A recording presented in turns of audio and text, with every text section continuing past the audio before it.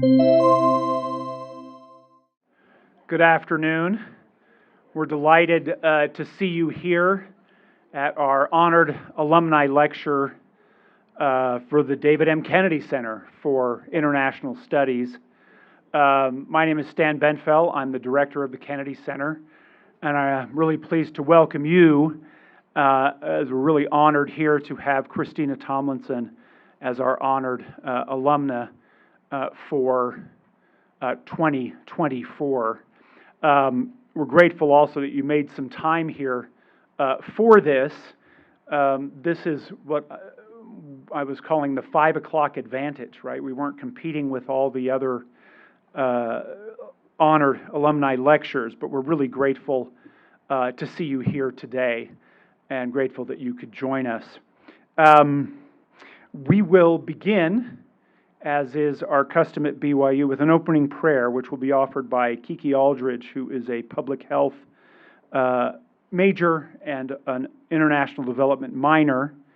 And following the opening prayer, Corey Leonard, who's an associate director here at the center, will introduce our speaker. So, Kiki.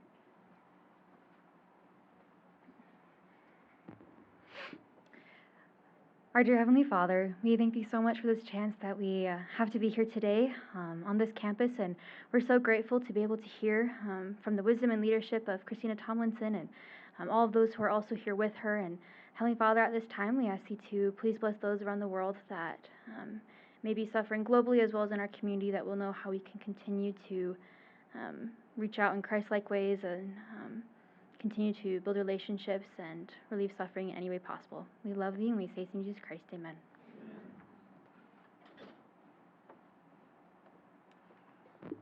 Well, again, welcome to everyone. It's my great pleasure to recognize Christina Tomlinson, a graduate of the Kennedy Center in International Relations and a distinguished American diplomat. You probably know all the statistics. BYU is a top 10 school with alumni in the Foreign Service. You probably don't realize the statistic that most Kennedy Center alumni don't go into diplomacy. They go into really interesting careers as well in business and law and government. But Christina represents a very special slice of our Kennedy Center alumni for which we are immensely proud. She is a dedicated public servant and has served not only throughout the world for the U.S. Department of State, she has served as part of a global church of which we belong. I first met Christina when she was serving in Turkey, and later ran into her again when she was the Relief Society president in Belgium. She's had other posts around the world in the European Union, in Italy, in Pakistan. She most recently was the deputy chief of mission in Rome, Italy. I don't know how many study abroad groups she hosted from BYU and how many configurations, but every one of them came away and said it was the most amazing briefing and opportunity in their lifetime. Perhaps one of the most interesting things about the Foreign Service is that it's accessible to everyone.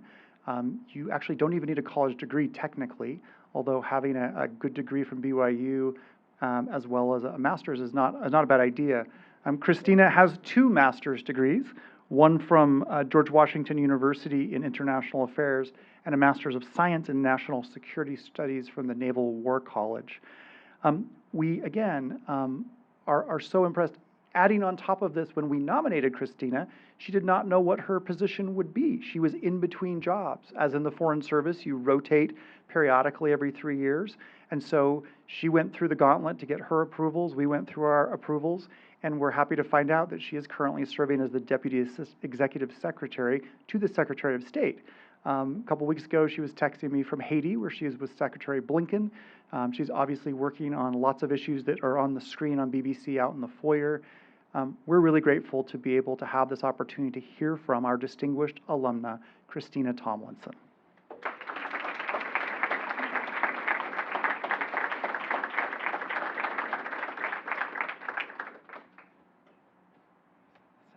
Thank you so much, Corey. It's just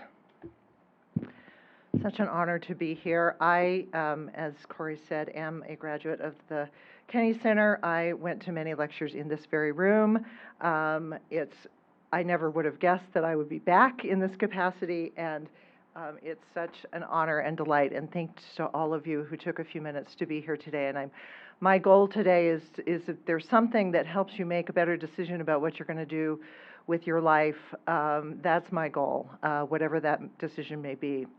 I'd like to acknowledge some very special people who are here with me today. My mother is here, Holly Tomlinson. Of course, none of this would have happened without her, or my father, who's passed away. My aunt, Kathy Woodcock, stop crying, you're going to make me cry, who was my mom away from home. She lived in Pleasant Grove when I was at BYU and took me to many, to many errands and took care of me. My cousins are here. My former Bishop and Stake President, the Calderwoods are here. My dear friends, the Torontos are here, who is the Temple President and Matron in Rome, who are also Kennedy Center affiliates. Did I forget anybody? Please, I hope not. Yes, and my best friend, who I met at BYU. Her name is Denise Barfus-Berry, and we met in a DNC class a few years ago, but we've been together ever since. So my BYU story started at the Provo Drive-In Movie Theater on State Street, where on September 1st, 1969, my mother went into labor while she and my father were watching True Grit with John Wayne, who won a Best Actor for that movie. And my dutiful and concerned father said, do you want to go to the hospital? And my mother said, no, I want to see the rest of the movie. So they stayed, and I was born the next day at Utah Valley Hospital when my parents at the time were graduate students. My mother was studying economics, my father was studying statistics, and both managed to get their master's degree while managing a new baby, thanks in large part to my aunt here who babysat me while my parents were studying. And despite these really auspicious beginnings, my road to BYU was not necessarily a guaranteed thing. My father, when I was very little, got a job with former BYU President Merrill Bateman, who was working for M&M Mars at the time, hired my father to be basically a statistician or a data scientist to work in London, England. So we moved to London when I was very young. And that started my fascination with being abroad and living overseas. So we always say we can blame Merrill for this career that I've chosen. And then we moved to the Virginia suburbs of Washington, D.C. Again, my father was working for M&M Mars, yes, the chocolate company. And we haven't left since. So I did not grow up here in the BYU neighborhood, despite my start here. So I was a really kind of socially awkward teenager. And I was fortunate that I, was a good student, and so I thought, well, I'm from Virginia, and Virginia has great state schools like UVA and William & Mary. UVA was founded by Thomas Jefferson. William & Mary was the alma mater of Thomas Jefferson. Pretty good schools. And that's where I'm going to go to school. And my parents, were like, well, what about BYU? And I said, well, okay, I'll apply. It makes you happy. So I will tell you that the day before I had to send in my, acceptance letter for one of the Virginia State schools, I can remember sitting in my high school AP English class and like clear as day, it's like I heard a voice say, you need a change. And that change was, I need to go to BYU. And I was like, okay. So despite my sort of preconceived plans and about where I was going to go in life, and to the surprise of many of my friends, but I think the delight of my parents, who tried not to look too excited, I went to BYU and, wasn't really sure what to expect and thought, well, gosh, if this doesn't work, maybe I'll just go back home. Well, I loved it. I'm still here, and as we can say, the rest is history. So the motto of BYU, as you know, is enter to learn and go forth to serve. And my remarks were actually called Go Forth to Serve, Advancing the Power and Promise of American Diplomacy, and I think the front end got cut off because it was too long. But you should know that was the idea behind my talk today. And I think it's important to remember that I think BYU is unique in the way it's an institution of higher learning that so consciously says, not only we're trying to give you the life skills that you need to have a successful career or make your way in life, but we're trying to prepare you for a life of service, whatever that might look like. Every generation faces what President Biden has called inflection points in history. These are the moments, as the president has said, where decisions we make today are going to determine the future for decades to come. My senior year at BYU was one such a time. It was 1989, and I can distinctly remember sitting in the living room of my apartment on 7th East, watching TV, crying as the Berlin Wall came down. This was an inflection point that my generation entered into as we graduated from BYU, when the Cold War was ending and the real possibility of change in countries that had suffered and suffocated behind the Iron Curtain. And in fact, we were talking about what people are calling the end of history, a phrase coined by Francis Fukuyama in his 1992 book, The End of History and the Last Man, which said that liberal democracy was the final and natural form of government towards all societies would evolve. And it actually, at that time, seemed very possible. Some real change did happen, particularly in Europe. Many of the former Warsaw Pact countries have joined NATO or the European Union, or both. Many of the countries in Eastern Europe and the Western Balkans who aren't members aspire to join these institutions because they see them as bastions of shared values, increased prosperity, and greater security. So I joined the Foreign Service in 1998, and we were still riding this wave of optimism and possibility. China was on track to join the World Trade Organization within the next few years. NATO and Russia had come to sort of an agreement in 1997 that had set the rules for their relationship and a mechanism for dialogue. The assumption was that if we could manage the external relations with these countries and get them into global institutions, it could also drive internal change and move them to be more democratic. Just when we thought we knew where things were headed, we faced another inflection point. I had been in the Foreign Service orientation about a month when a little-known terrorist organization called Al-Qaeda bombed the U.S. embassies in Kenya and Tanzania, killing 224 people and 12 Americans. I felt like my own family had been attacked. My colleagues and I volunteered for the 24/7 task force the department set up to respond to this crisis. And I'll never forget taking a call from an officer at one of our embassies who asked, "What should I do with the money found in the embassy cashier's office? It's covered in blood." This brazen attack was a prelude, of course, to September 11th, when terrorists hijacked 4 airplanes and crashed them into the World Trade Center, the Pentagon, and a field in Pennsylvania. Perhaps more than any other event, 9/11 has been the inflection point that has defined my career and the course of diplomacy during my career. I was serving at the U.S. Embassy in Budapest on 9/11. I can remember my mother was working in Washington, D.C. We were frantically trying to reach her to make sure that she was safe. Hungary was actually the first NATO member to invoke Article 5, which is the bedrock principle of NATO that an attack on one member is an attack on all. And NATO members pledged to assist the defense of the United States. The Department of State built up the diplomatic infrastructure to respond. We built an embassy in Baghdad. We reopened our embassy in Kabul after many years.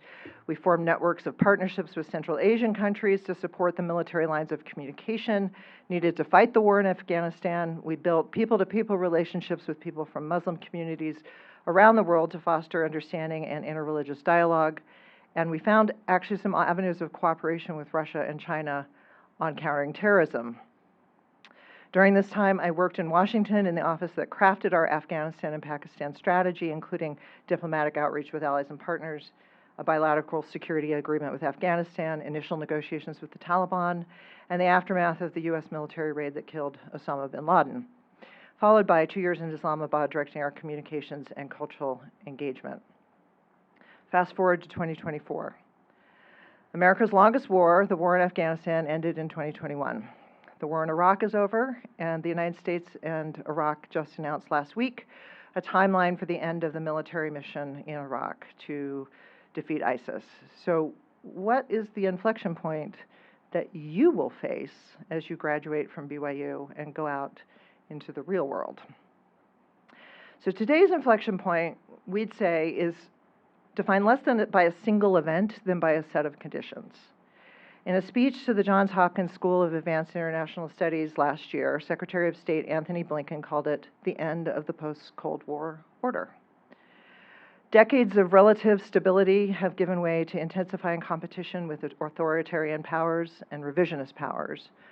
Russia's war of aggression in Ukraine is the most immediate and acute threat to the international order enshrined in the UN Charter and its core principles of sovereignty, territorial integrity, independence for nations, and universal, indivisible human rights. Meanwhile, the People's Republic of China poses a significant long-term strategic challenge to the United States because it not only aspires to reshape the international order, it now has the power, economic, diplomatic, militarily, and technologically to do that. Add Iran and North Korea to the list of revisionist actors. The network and influence of non-state actors is growing. Corporations, NGOs, transnational criminal organizations. The information environment is accelerating. Proliferation of social media, artificial intelligence, and the challenges of mis and disinformation. In this inflection point, we see challenges to autocracies, to democracies, and democratic norms. We see how democracies have to deliver for their citizens to maintain their faith and trust. And our democracy is no different. And this is the inflection point that you are being prepared for with your savvy in technology and social media and AI. You know, one of my fellow honorees is the person that basically invented the platform that AI is built on. But can you imagine? I went through BYU without the internet. Can you believe that? And think of the access that you have to information to be able to address some of these challenges, the tools that you have. Perhaps no better challenge illustrates what we face than Russia's illegal and unjustified invasion of Ukraine on February 24th, 2022. I should say full-scale invasion of Ukraine. How have we brought the power of American diplomacy to bear in resisting this aggression? We have, the United States, brought together a coalition of more than 50 countries to provide material and diplomatic support to Ukraine. We have coordinated sanctions and oil price cap regimes with the nations of European Union and the G7. We have signed agreements with over 20 nations to fight foreign information manipulation and exposed Russian disinformation and worked with partners to take state TV Russian Today off the air.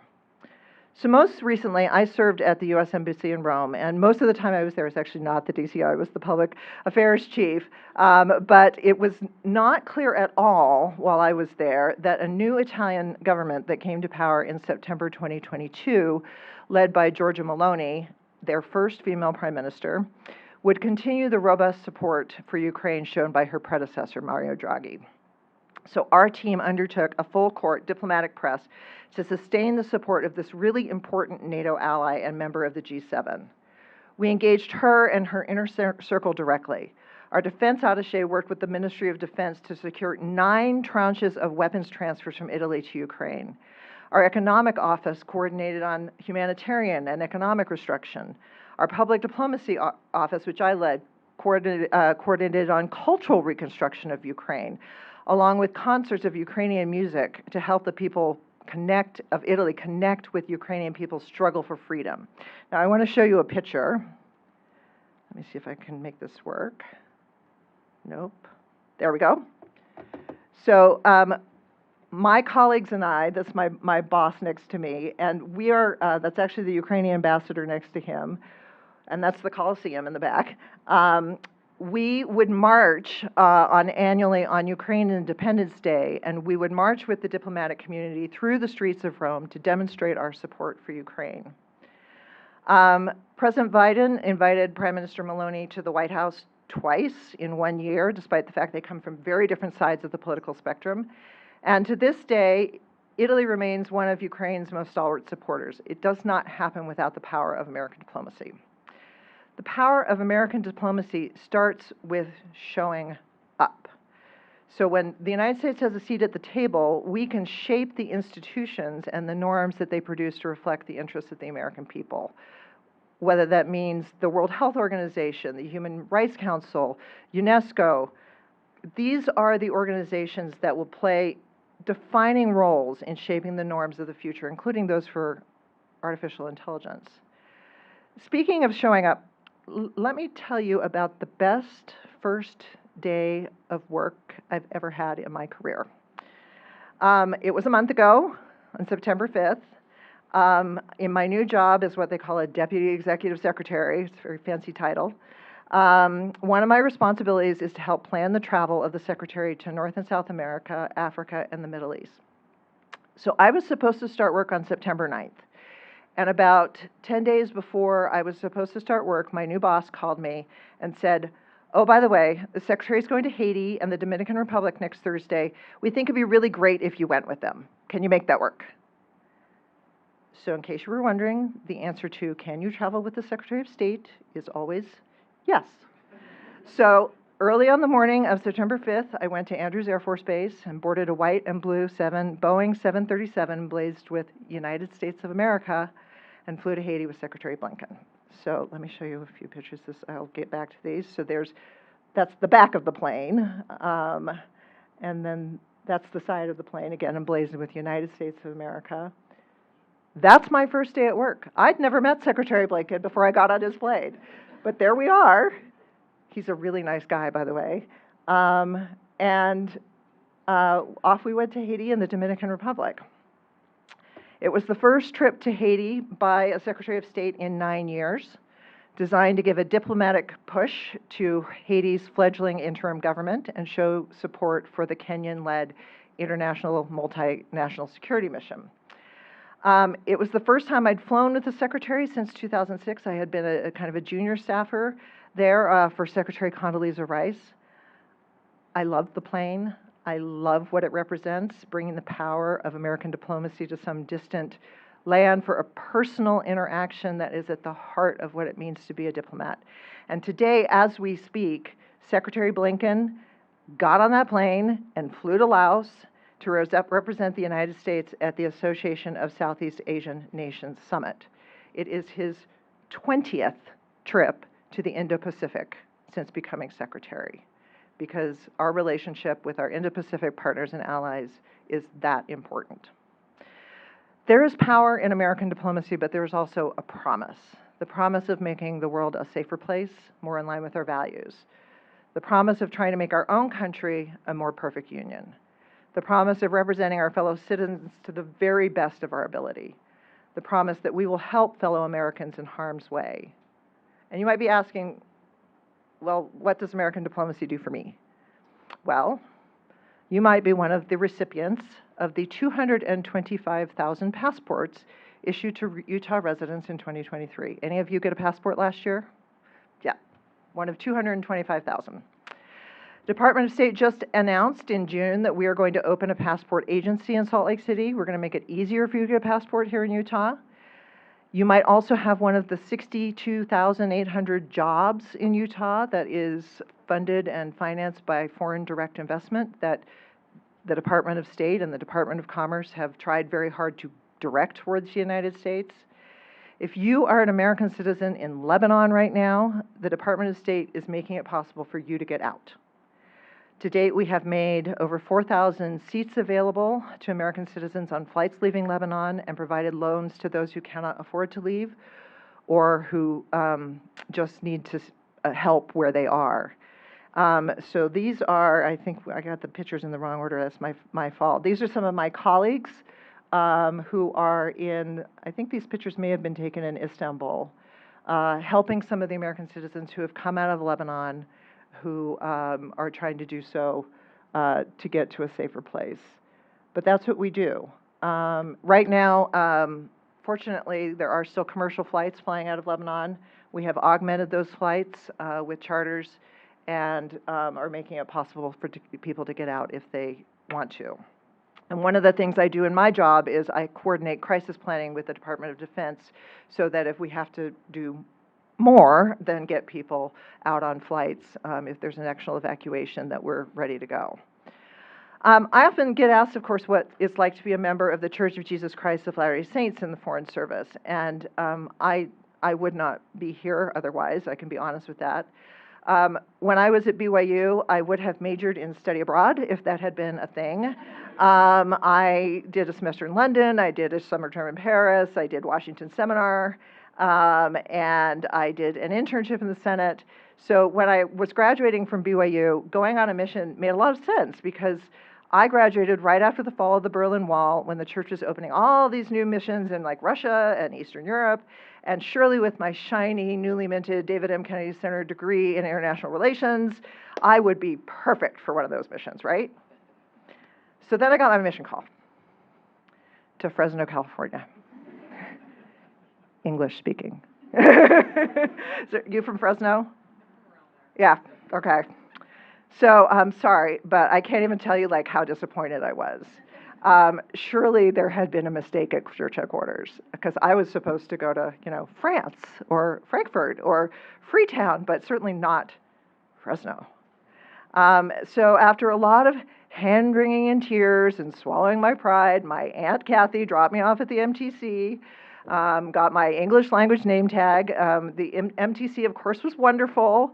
But I will say that it was a little hard for me as I watched my friends and college classmates headed off to much more exotic destinations. I think I had not quite got the vision yet, right? So after 3 weeks, I landed in Fresno, which, although very different from the East Coast where I grew up, was certainly no Eastern European former communist country. And my second day of the mission, my mission president asked me to serve in the program working with Laotian refugees who had come to the United States in the wake of the Laotian Civil War of the mid-1970s via refugee camps in Thailand. So for the next 18 months, I learned Lao on the street without the benefit of the MTC, but certainly with the help of the Spirit, and learned to love both the Laotian people and California's Central Valley. Of course, going on a mission was one of the best decisions I ever made, and I'm very grateful for it. I know it was the right thing to do, but that is not the end of the story. So 4 years later, I started graduate school in Washington. I was thinking about the Foreign Service, and I thought I should get an internship with the State Department, right? And I should go overseas to one of our embassies to see if I liked it, and make myself more competitive for the Foreign Service exam, which at that point I had already failed once. So I filled out my application and faxed it into the department. Anybody ever use a fax machine in this room? Yeah, okay. During the first major government shutdown of 1995, how was I supposed to know that nobody was actually monitoring the fax machine on the other end? So when I hadn't heard from them for a couple of months, I thought, well, okay. And I actually worked my network with a friend who was in the Foreign Service, and he got me in touch with the internship coordinator. And I guess I should not have been so surprised that they didn't know anything about me. So the conversation went something like this. I'm sorry, we don't have your application. But I sent it in months ago. I faxed it in. I'm so sorry, we don't have it. And almost all our positions are filled at this point. But I'll go anywhere. Did you have someplace in mind? Like I said, I'll go anywhere, but I speak Lao. Excuse me? I said, I speak Lao. She said, we haven't filled Laos yet. How soon could you get me your application? So an hour later, I was in the lobby of the State Department handing over my paperwork, and 3 months later, I landed in Laos for my internship at the U.S. Embassy in Vientiane. One summer, and I was hooked. The next year, I passed the Foreign Service exam, and now 28 years after that summer internship, I am so grateful for my time at BYU, which fueled my passion and love for living overseas and my desire to work in the field of international relations, and for my mission that paved the way for me to be here today. Of course, I will tell you that it matters that you work hard and that you be persistent and that you prepare yourself for the unexpected but right opportunities that come your way. But don't diminish the fact that there is a plan for you and a bit of what Elder Ronald Rasband called divine design that puts you where you need to be in order to serve. My membership in the church has been a great anchor to me as I've lived overseas. I've attended church in my living room in Pakistan, where embassy security prohibited us from attending local units, and yes, there are local units in Pakistan. I've attended church in members' apartments in China, in branches, very small, in Hungary and Turkey, in a chapel in Brussels, and finally at a beautiful stake center next to the temple in Rome. I've been the primary pianist and the Relief Society president.